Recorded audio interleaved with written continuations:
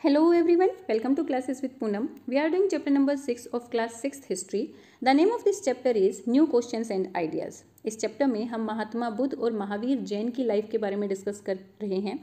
Part 1 में हम महात्मा बुद्ध की लाइफ के बारे में डिस्कस कर चुके हैं। वहाँ पर हमने जो है महात्मा बुद्ध की personal life as well as उनकी टीचिंग्स के बारे में डिस्कस किया। इसके साथ साथ हमने जो है उपनिषद के बारे में भी पढ़ा। इस पार्ट में हम डिस्कस करेंगे जैनिज्म के बारे में कि भाई जैनिज्म धर्म के संस्थापक कौन थे, उन्हें क्या कहा जाता था एंड किसने जो है जैनिज्म धर्म को पूरे इंडिया के साथ साथ दूसरी कंट्रीज़ में भी स्प्रेड किया। So let's start. जो जैनिज्म धर्म था उनके जो फाउंडर थे उन्हें तीर्थकर कहा जाता था। महावीर वर्धमान से पहले उनके 23 तीर्थकर हुए। महावीर वर्धमान 24th और लास्ट तीर्थकर थे और उन्होंने नियर अबाउट 2500 ईयर्स अगो अपने मैसेज को जो है सब कॉन्टिनेंट में हमारी कंट्री में स्प्रेड किया। यही वो टाइम था जिस टाइम पर महात्मा बुद्ध अपनी टीचिंग्स को स्प्रेड कर रहे थे और इसी टाइम पर जो है वर्धमान महावीर जो है अपने टीचिंग्स को स्प्रेड कर रहे थे। ओके, वो लिच्छवी नाम के वज्जी संघ के लिच्छवी नाम के कुल के एक क्षत्रिय प्रिंस थे। मीन्स महात्मा बुद्ध भी एक क्षत्रिय प्रिंस थे और ये भी एक क्षत्रिय प्रिंस थे, लेकिन ये लोग जो हैं अपनी लाइफ से सेटिस्फाई नहीं थे। जो ये क्षत्रिय की लाइफ जी रहे थे उन्हें तो जो है ट्रू एंटेनमेंट की खोज करनी थी और इसी सर्च में उन दोनों ने ही अपने घर को छोड़ दिया। तो ये भी जो है वज्जी संघ के लिच्छवी नाम के कुल के एक क्षत्रिय प्रिंस थे, जिसके बारे में हमने चैप्टर नंबर 5 में डिस्कस किया था। एट द एज ऑफ 30 इन्होंने जो है अपने घर को छोड़ दिया और फॉरेस्ट में रहने के लिए चले गए। वहाँ पर 12 ईयर्स तक उन्होंने एक हार्ड और लॉनली लाइफ को लेड किया। मतलब ना किसी से मिले जुले और बहुत ही हार्ड लाइफ, बहुत कम खाना पीना और फॉरेस्ट में जो चीज़ें अवेलेबल होती थी सिर्फ उन्हीं के ऊपर वो डिपेंड थे। एट लास्ट 12 ईयर्स के बाद उन्हें जो है ट्रू एनलाइटमेंट मिला। उनकी जो डॉक्ट्राइन यानी कि उनकी जो शिक्षाएं थी, जो उनकी टीचिंग्स थी, वो बहुत ही ज़्यादा सिंपल थी। सबसे पहले उनकी जो सिंपल शिक्षा थी वो क्या थी कि मैन और वीमेन जो भी ट्रू नॉलेज के बारे में जानना चाहते हैं, ट्रुथ के बारे में जानना चाहते हैं, सबसे पहले तो उन लोगों को जो है अपने घर को छोड़ना होगा। मीन्स उन लोगों का मानना था कि घर पर रहकर हम जो है सच्ची नॉलेज के बारे में नहीं जान सकते हैं। तो पहला जो उनका रूल था वो ये था कि जो भी मैन और वीमेन ट्रुथ के बारे में जानना चाहते हैं उन्हें अपने घर को छोड़ना होगा। और उन्होंने जो है अहिंसा के रूल्स को स्ट्रिक्टली फॉलो किया। अहिंसा के रूल यानी कि किसी के साथ मार पिटाई ना करना, सबके साथ काइंड होना। उन्होंने कहा कि सभी के अंदर लाइफ है, चाहे वो ह्यूमन बीइंग है, एनिमल्स हैं, प्लांट्स हैं, इवन उनका मानना था कि जो स्टोन्स हैं उनके अंदर भी लाइफ है। महावीरा ने कहा कि हमें किसी भी लिविंग बीइंग को मारना नहीं चाहिए, चाहे वो छोटे छोटे जीव ही क्यों ना हो, सबको जीने का अधिकार है और सभी के लिए अपनी लाइफ डियर है। मतलब आप लोगों ने देखा होगा जब आप छोटे छोटे जीवों को मारते हैं, चाहे वो किसी एंट को ही क्यों ना हम मार रहे हो, वो भी जो है बचने की कोशिश करती है, भागने की कोशिश करती है। मतलब उसको भी अपनी लाइफ, जिस तरीके से हमें अपनी लाइफ प्यारी है उसको भी अपनी लाइफ उतनी ही प्यारी है। तो महावीरा ने यही कहा कि सबको अपनी लाइफ बहुत प्यारी है, सबको जीने का अधिकार है, इसीलिए हमें किसी को भी मारना नहीं चाहिए। ओके, जो ऑर्डिनरी लोग थे वो उनकी टीचिंग्स और उनके फॉलोवर्स की टीचिंग्स को बहुत अच्छे से समझते थे और उसके पीछे रीज़न था उनकी लैंग्वेज। वो जो है प्राकृत लैंग्वेज का यूज़ करते थे। जिस तरीके से महात्मा बुद्ध प्राकृत लैंग्वेज का यूज़ करते थे, वैसे ही महावीर जैन भी, वर्धमान महावीर भी प्राकृत लैंग्वेज का यूज़ करते थे और ये ऑर्डिनरी लोगों की लैंग्वेज थी और इसीलिए ऑर्डिनरी लोग इस लैंग्वेज को बहुत अच्छे से समझ रहे थे और उनकी टीचिंग्स को भी बहुत अच्छे से समझ रहे थे। प्राकृत के उस टाइम पर सेवरल फॉर्म्स थे, यानी कि डिफरेंट कंट्री के डिफरेंट पार्ट्स में उसको डिफरेंट तरीके से बोला जाता था और अकॉर्डिंग टू रीजन उसके डिफरेंट नेम भी थे। फॉर एग्जाम्पल मगधा में बोली जाने वाली जो प्राकृत थी उसको मगधी कहा जाता था। ओके, जो महावीरा के फॉलोवर्स थे उन्हें जैन के नाम से जाना जाता था। किसके नाम से? जैन के नाम से जाना जाता था।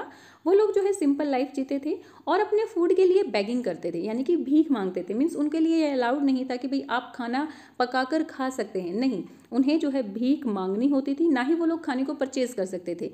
उन्हें अपने खाने के लिए सिर्फ और सिर्फ किसके ऊपर वो डिपेंड रहते थे? भीख के ऊपर, बेगिंग के ऊपर ही डिपेंड रहते थे। और उन्हें जो है स्पेशली बहुत ही अच्छे तरीके से बता दिया जाता था कि आपको चोरी नहीं करनी है। मतलब बहुत स्ट्रिक्टली उनको इस रूल को फॉलो करना होता था कि आप चोरी नहीं करेंगे। And they had to observe celibacy, यानी कि सन्यासियों वाली लाइफ जिएंगे। अपने पास किसी तरह की कोई प्रॉपर्टी नहीं रखेंगे। इवन उनके पास जो है कपड़े भी नहीं होते थे। जो मैन होते थे उन्हें कपड़ों के साथ साथ सब कुछ जो है त्याग देना होता था, सब कुछ गिव अप कर देना होता था। तो इतनी सिंपल लाइफ, इतनी सिंपल, इतनी हार्ड सन्यासियों वाली लाइफ वो लोग जो है जीते थे। ओके, सो उन्हें सेलिबेसी को फॉलो करना होता था, अहिंसा को फॉलो करना होता था।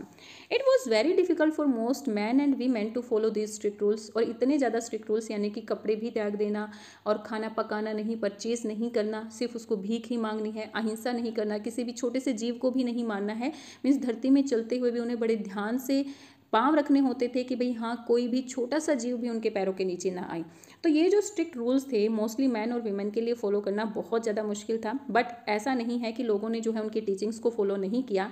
ऐसे लोग जो उनकी टीचिंग्स को फॉलो करते थे बट हाँ उनके साथ शामिल नहीं होते थे, वो क्या करते थे, उन्हें सपोर्ट करते थे। इस तरीके से सपोर्ट करते थे, फूड का सपोर्ट देते थे। मतलब जो जैन के मॉन्क्स और नन्स उनसे भीख मांगने के लिए आते थे तो फूड के रूप में उनको वो सपोर्ट करते थे।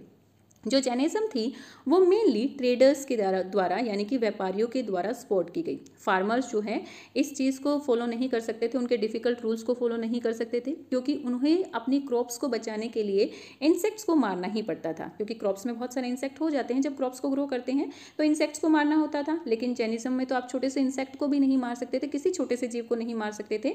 तो फार्मर्स जो हैं उनके फॉलोवर्स बहुत कम बने, उनके ज़्यादातर फॉलोवर्स कौन बने, ट्रेडर्स ही बने। तो ओवर 100 ऑफ ईयर्स जो जैनिज्म है वो सब कॉन्टिनेंट के different parts mainly north India में फैल गया था, लाइक गुजरात, तमिलनाडु, कर्नाटका, इन एरियाज में जो है वो फैल गया था। महावीरा की और उनके फॉलोवर्स की जो टीचिंग्स थी वो सेंचुरीज, इस सेंचुरी के दौरान जो है पूरी हर जगह जो है फैला दी गई थी, ट्रांसमिट कर दी गई थी।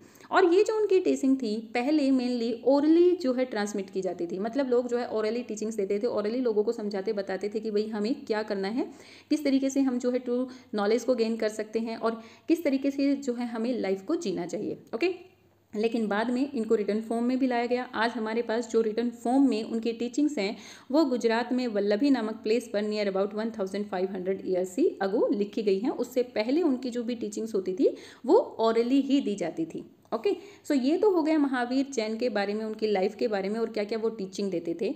देन है संघ के बारे में। अब संघ का मीनिंग होता है ग्रुप। ओके, सो महावीरा और बुद्धा दोनों ही ये फील करते थे कि कोई भी जो ट्रू नॉलेज को गेन करना चाहता है उसे अपना घर तो छोड़ना ही छोड़ना होगा। घर पर रहकर आप ट्रू नॉलेज को गेन नहीं कर सकते हैं। तो जो लोग घर को छोड़कर उनके पास आते थे उनके रहने का अरेंजमेंट भी करना होता था। तो जहाँ पर ये लोग रहते थे उन प्लेसेस को कहा जाता था संघ। मीन्स बुद्धा और महावीरा के फॉलोवर्स जो लोग घर छोड़कर उनके पास रहने के लिए आते थे और जिन प्लेसेस पर वो रहते थे उन्हें संघ कहा जाता था। जहाँ पर उनकी एसोसिएशंस बनती थी उन्हें संघ कहा जाता था। बुद्धा के लिए जो रूल्स बनाए गए हैं वो हमें जो है विनय पिटक में पढ़ने को मिलते हैं। विनय पिटक में ये साफ साफ लिखा हुआ है कि जो मैन और वीमेन होते थे, जो संघ में मैन और वीमेन होते थे, उन दोनों के लिए रहने के लिए उनकी अलग अलग ब्रांचेस को बनाया गया था। सभी लोग जो है संघ को ज्वाइन कर सकते थे, लेकिन हाँ उसके लिए उन्हें परमिशन लेनी होती थी। डिफरेंट लोगों को डिफरेंट लोगों से ही परमिशन लेनी होती थी। लाइक बच्चों को जो है अपने पेरेंट्स से परमिशन लेनी होती थी। मीन्स अगर कोई बच्चा जो है संघ को ज्वाइन करना चाहता था तो उसे अपने पेरेंट्स से परमिशन लेनी होती थी। स्लेव्स को उनके मास्टर से परमिशन लेनी होती थी। किंग के यहाँ पर काम करने वाला अगर कोई पर्सन संघ को ज्वाइन करना चाहता था तो उसको किंग से परमिशन लेनी पड़ती थी। और अगर कोई विमेन वहाँ पर संघ को ज्वाइन करना चाहती थी तो उसको जो है अपने हस्बैंड की परमिशन को लेनी होती थी। ओके, मैन और विमेन जो लोग भी संघ को ज्वाइन करते थे उन्हें बड़ी ही सिंपल लाइफ जीनी होती थी। सिंपल लाइफ तो अभी हमने देखा कि वो लोग इवन खाना भी परचेज नहीं कर सकते थे, इतनी सिंपल लाइफ जीनी होती थी। और मैन जो होते थे उनको तो अपने कपड़े भी जो है त्याग कर देने होते थे। वो लोग किस तरीके की लाइफ जीते थे, मोस्टली जो डे का टाइम होता था वो मेडिटेशन में स्पेंड करते थे। फिर बचे हुए टाइम में दिन के कुछ फिक्स आवर्स में वो लोग जो है सिटी और विलेजेस में जाते थे और वहाँ पर अपने खाने की भीख मांगते थे। और भीख में वो पैसे नहीं ले सकते थे क्योंकि उनके लिए अलाउड ही नहीं था कि भाई आप किसी तरह की प्रॉपर्टी अपने पास रखें। सिर्फ वो लोग इतना ही खाना मांगते थे जितना कि वो एक टाइम पर खा सकें। मीन्स खाने को भी स्टोर नहीं कर सकते थे। ओके, सो इस तरीके की सिंपल लाइफ को वो लोग जीते थे। मीन्स दिन के बचे हुए आवर्स में वो लोग गांव और सिटीज़ में जाते थे और वहाँ पर अपने खाने के लिए बेगिंग करते थे। और इसीलिए उन्हें जो है भिक्षु और भिक्षुणी कहा जाता था। भिक्षु और भिक्षुणी ये एक प्राकृत वर्ड है जिसका मीनिंग होता है बेगर। ये लोग जो है दूसरों को टीच करते थे, मतलब आसपास के जो ऑर्डिनरी लोग होते थे उन्हें टीच करते थे, और इसके बदले में जो ऑर्डिनरी लोग होते थे वो उनकी हेल्प करते थे। ऑर्डिनरी लोग ही नहीं, ये लोग आपस में भी एक दूसरे की हेल्प करते थे। अगर संघ में किसी तरह का कोई डिस्प्यूट हो जाता था, कोई क्वाल हो जाता था, तो उसको डिसॉल्व करने के लिए, उसको सेटल करने के लिए संघ में जो है मीटिंग्स करवाई जाती थी। जो लोग संघ को ज्वाइन करते थे उनमें ब्राह्मण, क्षत्रिय, मर्चेंट, लेबरर्स, बार्बर्स, कर्टन्स और स्लेव्स सभी लोग होते थे, और सभी जो है इसको ज्वाइन कर सकते थे। किसी के लिए किसी तरह की कोई भी रिस्ट्रिक्शन नहीं थी। बट हाँ, संघ में आने से पहले वो जो भी थे, संघ में आने के बाद वो सभी जो है भिक्षु और भिक्षुणी बन जाते थे, उनकी और कोई पहचान नहीं होती थी। Many of them wrote down the teaching of Buddha, और ये लोग जो आए संघ के अंदर, उन्होंने जो है बुद्धा की टीचिंग्स के बारे में लिखा। अब बुद्धा ने तो लिखा नहीं था, सेवरल ईयर्स लेटर बुद्धा की टीचिंग के बारे में इनके फॉलोवर्स ने ही लिखा। इनमें से कुछ ने तो संघ की लाइफ को डिस्क्राइब करने के लिए ब्यूटीफुल पोएम्स भी लिखी, मतलब संघ में ये लोग किस तरीके से जीते थे, किस तरीके से जो है मेडिटेशन करते थे, उसके ऊपर उन्होंने ब्यूटीफुल पोएम्स बनाई और वो भी लिखी। ओके, ये था संघ के बारे में, मतलब ऐसे वो लोग जो अपने घरों को छोड़ कर आते थे वो किस तरीके से रहते थे। नेक्स्ट हमारा जो पॉइंट है वो है मोनेस्ट्रीज। मोनेस्ट्रीज क्या होते थे? मठ। क्योंकि ये लोग जो है क्या करते थे, one place to another place move करते रहते थे और अपनी टीचिंग्स देते रहते थे। जैसे हमने महात्मा बुद्ध के बारे में भी पढ़ा कि उन्होंने अपनी रेस्ट ऑफ द लाइफ, एक बार तो उन्होंने सारनाथ में अपनी टीचिंग देना स्टार्ट किया, लेकिन रेस्ट ऑफ द लाइफ जो है वो one place to another place move करते रहे और लोगों को अपनी टीचिंग देते रहे। तो सिर्फ बुद्धा ही नहीं, बुद्धा और जैन के जो भी फॉलोवर्स थे वो लोग throughout the year one place to another place move करते रहते थे और लोगों को जो है अपनी टीचिंग्स देते रहते थे। ओनली रेनी सीजन के टाइम पर जब जर्नी करना बहुत ज़्यादा मुश्किल हो जाता था, वो लोग जो है एक प्लेस पर रुका करते थे। अब उनको वो प्लेस भी चाहिए, तो उनके जो स्पॉटर्स थे वो लोग उनके लिए टेम्परेरी स्पेस बनाते थे, यानी कि टेम्परेरीली कि भाई हाँ इनको 1-2 महीने ही रुकना है, तो 1-2 महीने उनके लिए गार्डन्स में बना दिया, या फिर कोई नेचुरल केव्स में उनको कोई एरिया दे दिया, या फिर अपने ही घरों में वो लोग उनको रुका देते थे। लेकिन जैसे जैसे टाइम बीतता गया तो उनके जो स्पॉटर्स थे और साथ साथ जो मॉन्क्स और नन्स थे, उन सबको ये फील हुआ कि भाई हाँ उनको जो है परमानेंट शेल्टर्स की ज़रूरत है, और इसीलिए जो है मोनेस्ट्रीज़ को बनाया गया, ये मोनेस्ट्रीज़ को बिल्ड किया गया। क्योंकि पहले तो वो लोग जो है टेम्परेरी शेल्टर्स में रहते थे, लेकिन धीरे धीरे टाइम बीतने के साथ उन्हें फील हुआ कि परमानेंट शेल्टर्स उनके पास होने चाहिए, जहाँ पर वो जो है जाकर रेनी सीजन में या फिर ऐसे टाइम जहाँ पर वो मूव नहीं कर सकते, अपनी जर्नी नहीं कर सकते, उस टाइम पर रह सकें। और इन मोनेस्ट्रीज को विहार कहा जाता था। सो मोनेस्ट्रीज को किस नेम से जाना जाता था? विहार कहा जाता था। जो अर्लियर विहार होते थे वो वुड से बने हुए होते थे, लेटर जो है इनको ब्रिक्स से बनाया गया।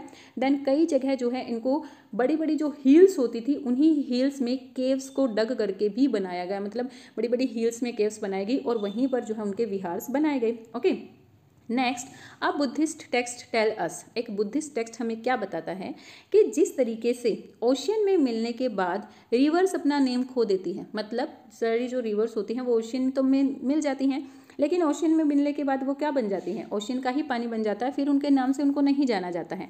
तो जिस तरीके से ओशियन में मिलने के बाद रिवर्स अपने नेम खो देती हैं, उसी तरीके से संघ में आने के बाद चाहे वो कोई भी हो, किंग हो, मर्चेंट हो, लेबरर हो, फार्मर हो, स्लेव हो, सभी लोग जो है एक ही बन जाते थे। वो संघ ही कहलाते, संघ के ही पार्टिसिपेंट होते थे, उन्हें भिक्षुक और भिक्षुणी ही कहा जाता था। ओके, वेरी ऑफन जो विहार की जो लैंड होती थी वो रिच मर्चेंट्स या फिर लैंड ओनर के द्वारा डोनेट की जाती थी और उन्हीं के द्वारा बनाई जाती थी। रिच मर्चेंट्स, लैंड ओनर और किंग इस लैंड को डोनेट करते थे और वही लोग यहाँ पर जो है बिल्डिंग्स को बनाते थे। आम लोग क्या करते थे? आम लोग उनकी टीचिंग्स को सुनने के लिए जाते थे, और जब वो लोग टीचिंग्स को सुनने के लिए जाते थे तो उन टीचिंग्स के बदले में उन्हें वो लोग फूड, क्लॉथिंग और मेडिसिन्स के रूप में मॉन्क्स और नन्स को कुछ गिफ्ट देते थे। ओके, ओवर सेंचुरीज बुद्धिज़्म जो है हमारी कंट्री के बहुत सारे पार्ट्स और इवन हमारी कंट्री ही नहीं दूसरी कंट्रीज़ में भी स्प्रेड हो गया। इसके बारे में हम डिस्क्रिप्शन में चैप्टर नंबर 9 में रीड आउट करने वाले हैं, मतलब अच्छी तरह से इसको हम चैप्टर नंबर 9 में ही रीड करेंगे कि कहाँ कहाँ पर बुद्धिज़्म स्प्रेड हुआ। नेक्स्ट है the system of the ashrams. अब जब ये बुद्धिज़्म और जैनिज़्म की टीचिंग्स फैल रही थी, इसके साथ साथ जो है ब्राह्मणों ने भी जो है सोसाइटी में नए रूल लेकर आए। उन्होंने लाइफ को 4 पार्ट्स में डिवाइड कर दिया और इन 4 पार्ट्स को कहा जाता था आश्रम। उन्होंने एक कॉमन पर्सन की एज को डिस्क्राइब किया 100 ईयर्स। मीन्स उन्होंने माना कि भाई हाँ, एक कॉमन पर्सन 100 ईयर्स तो जीता ही जीता है। तो हर एक पर्सन की लाइफ को उन्होंने 4 पार्ट्स में डिस्क्राइब किया और 25 ईयर्स का एक स्पैन बना दिया और एक स्पैन को एक आश्रम उन्होंने कहा गया। जिस टाइम तो यहाँ पर आश्रम का मीनिंग वो प्लेस नहीं है जहाँ पर लोग जाकर रहते हैं या फिर मेडिटेशन करते हैं। यहाँ पर आश्रम का मीनिंग है stage of life, stages of life. 4 ashrams, 1 आश्रम की एज उन्होंने 25 ईयर्स बताई और 4 आश्रम्स कौन से थे? ब्रह्मचर्य, गृहस्थ, वानप्रस्थ एंड संन्यास आश्रम। जो ब्रह्मचर्य आश्रम था वहाँ पर जो क्षत्रिय और वैश्य मैन होते थे उनसे ये एक्सपेक्ट किया जाता था कि वो लोग जो है सिंपल लाइफ जिएंगे और वेदों की स्टडी करेंगे। ओके, देन उसके बाद गृहस्थ आश्रम। गृहस्थ आश्रम में ये लोग शादी करते थे और एक हाउस होल्डर की तरह जो है अपनी लाइफ को जीते थे। देन वानप्रस्थ, वानप्रस्थ में अपने घरों को छोड़कर ये लोग चले जाते थे, फॉरेस्ट में रहते थे और वहाँ पर मेडिटेशन करते थे। एंड फाइनली आता था संन्यास। संन्यास वाला जो आश्रम है यहाँ पर वो सब कुछ छोड़ देते थे और सन्यासी की तरह ज़िंदगी जीते थे। मतलब वो लोगों से भीख मांगते थे, किसी तरह की कोई प्रॉपर्टी नहीं रखते थे और भीख के ऊपर ही अपनी लाइफ को जीते थे, अपनी फैमिली को पूरी तरह से छोड़ देते थे। तो ब्राह्मणों ने ये 4 आश्रम बनाए, ये सिस्टम ऑफ आश्रम्स जो है उस टाइम पर डिस्क्राइब किया। अब ये जो सिस्टम ऑफ आश्रम था, इसमें जनरली विमेन पार्टिसिपेट नहीं करती थी और ना ही विमेन जो है वेदों को पढ़ती थी, मेडिटेशन भी नहीं करती थी। बट हाँ, उनके हस्बैंड्स के द्वारा जो आश्रम होते थे, जो आश्रम चूज़ किए जाते थे, उन्हें वो स्ट्रिक्टली फॉलो करती थी। ओके, सो ये जो आश्रम था, आश्रम का सिस्टम था और बुद्धिज्म और जैनिज्म के जो संघ थे, इन दोनों में क्या डिफरेंसेस थे? दोनों में डिफरेंसेस ये था कि आश्रम वाला जो सिस्टम था यहाँ पर जो है हर तरीके से लाइफ जीता था एक पर्सन। मतलब पहले वो जो है वेदों को पढ़ता था, देन गृहस्थ एक आम पर्सन की तरह गृहस्थ आश्रम में रहता था, देन मेडिटेशन करता था, देन सब कुछ छोड़कर निकल जाता था। बट जो संघ में रहने वाले लोग थे उन्हें अपना पहले ही संघ में ज्वाइन करने से पहले ही सब कुछ छोड़ देना होता था और बहुत ही सिंपल लाइफ जीनी होती थी। तो ये दोनों के बीच में डिफरेंसेस थे। सो यहाँ पर हमारा ये चैप्टर कंप्लीट होता है। हमने जो है बुद्धा और जैन की लाइफ के बारे में पढ़ा, उनकी टीचिंग्स के बारे में पढ़ा, संघ के बारे में पढ़ा कि जो लोग जो है घरों को छोड़ कर आते थे वो किस तरीके से रहते थे, और विहार्स, मोनेस्ट्रीज जहाँ पर वो लोग रहते थे। वैसे तो all over the throughout the year वो लोग जो है one place to another place move करते रहते थे, लोगों को टीचिंग देते रहते थे, लेकिन ईयर के कुछ टाइम जैसे कि रेनी सीजन में वो अपने कुछ प्लेसेस पर ठहर जाते थे, सेटल हो जाते थे, उन्हें विहार कहा जाता था। सो ये सारी चीज़ें जो है हमने इस चैप्टर में डिस्कस की। आई होप आपको हर एक चीज़ अच्छे से क्लियर हुई होगी। Please let me know in the comment section, like and share my videos and subscribe my channel for new updates. Thank you, bye bye, keep learning.